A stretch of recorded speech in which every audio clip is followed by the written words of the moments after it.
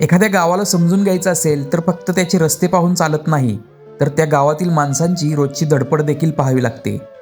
हो, कारण मी बोलतोय दक्षिण तांबवे या गावाबद्दल.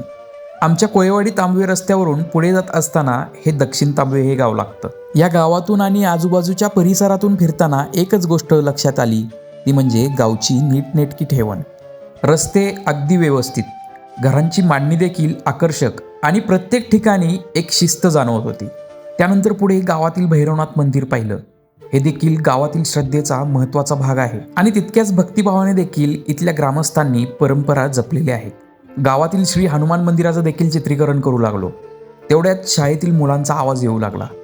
मंदिरात देखील शाळा चालू होती, म्हणजे एका बाजूला प्रार्थनेची जागा तर दुसऱ्या बाजूला शिक्षणाची.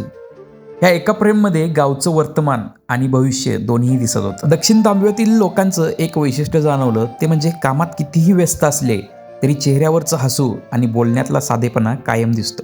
या संपूर्ण फेरीमध्ये एक गोष्ट लक्षात आली की गावची ओळख मोठ्या इमारतींनी होतच नाही, तर रोजच्या आयुष्यात दिसणाऱ्या छोट्या छोट्या गोष्टींनी होत असते.